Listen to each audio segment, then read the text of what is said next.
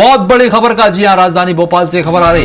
राज्यसभा के returning officer ने जारी कर दी फाइनल लिस्ट। ये बड़ी खबर, उम्मीदवारों की स्क्रूटनी के बाद ये फाइनल लिस्ट जारी कर दी गई और सूची में बीजेपी के तीनों उम्मीदवारों के नाम यानी कि तरुण चुग, रजनीश अग्रवाल और महेश केवट का नाम जो है वो सूची में शामिल है। कांग्रेस की मीनाक्षी नटराजन का नाम नहीं है।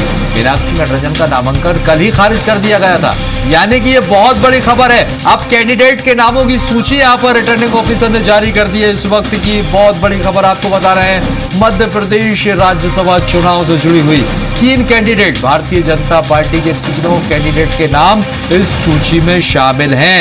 ये बहुत बड़ी खबर है। और आपको बता दें, मीनाक्षी नटराजन जो कि कांग्रेस की उम्मीदवार है, उनका नाम इस सूची में नहीं है। वजह ये क्योंकि उनका तो कल ही नाम यहाँ पर रद्द कर दिया गया था। सूची में बीजेपी के तीनों उम्मीदवारों के नाम यहाँ पर,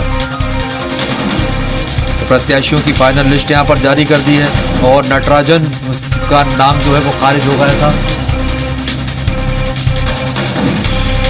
और इसी खबर पर अधिक जानकारी के लिए हमारे साथ ब्यूरो हेड कुलभूषण सक्सेना यहाँ पर जुड़ गए हैं। कुलभूषण, देखिए, उम्मीदवारों की स्क्रूटनी के बाद फाइनल लिस्ट जारी कर दी गई है और जिसमें भारतीय जनता पार्टी के तीनों उम्मीदवारों के नाम शामिल है। क्या अपडेट है आपके पास?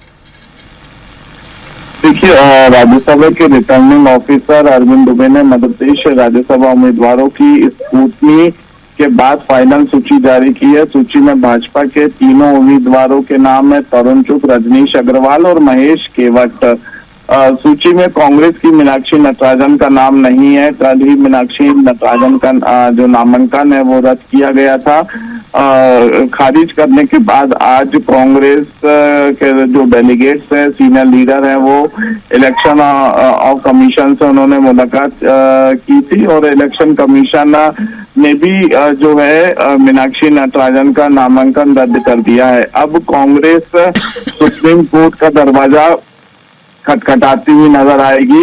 साफ तौर पे कह सकते हैं कि अब जो फाइनल सूची जारी की गई है उसमें मीनाक्षी नटराजन का नाम नहीं है, यानी कि कल आखिरी दिन है और कल राज्यसभा के तीनों उम्मीदवारों को जो है विजयी पत्र निर्वाचन आयोग और जो रिटर्निंग ऑफिसर है वो सौंपते हुए नजर आएंगे। तो कहीं ना कहीं कांग्रेस के लिए एक ये बड़ा झटका कह सकते हैं।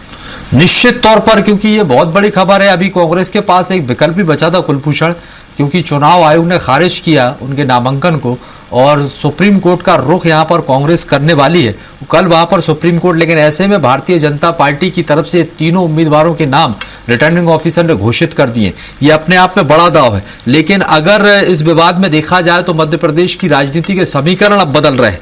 इसका कांग्रेस के मनोबल पर क्या असर पड़ेगा? ये तो बहुत बुरा हुआ। अभी फिलहाल इस विषय में कल कांग्रेस ने एक बड़ी बैठक दिल्ली में बुलाई है। कांग्रेस के राष्ट्रीय अध्यक्ष तमाम राज्यों के प्रदेश अध्यक्ष सहित प्रभारियों के साथ बैठक करेंगे। सीएलपी लीडर भी इस दौरान मौजूद रहेंगे और कांग्रेस की आगामी रणनीति को लेकर मंथन किया जाएगा। जिस प्रकार से कांग्रेस के कार्यकर्ता और नेताओं का मनोबल टूट रहा है, तो कांग्रेस कल अपनी रणनीति आगे की बनाती हुई नजर आई। चलिए, शुक्रिया जानकारी साझा करने का। तो ये बहुत बड़ा झटका है एक बार फिर कांग्रेस के लिए, क्योंकि जिस तरह से अब सूची जारी कर दी गई है रिटर्निंग ऑफिसर ने भारतीय जनता पार्टी के तीनों कैंडिडेटों के नाम, यानी कि ये जो कैंडिडेट हैं, अब आपको बता दें, निर्विरोध चुने जाएंगे राज्यसभा के लिए। ये बड़ी खबर है क्योंकि कांग्रेस का पेच तो अभी फंसा हुआ है। मीनाक्षी नटराजन का नामांकन रद्द होने के बाद उन्होंने चुनाव आयोग का रुख किया, लेकिन वहां से भी खारिज हुआ और अब वो सुप्रीम कोर्ट जाएंगे। लेकिन उससे पहले ही यहां पर सूची जारी कर दी गई है और ये कहीं ना कहीं बुरी खबर है कांग्रेस के लिए। ये एक और बड़ा झटका माना जा रहा है।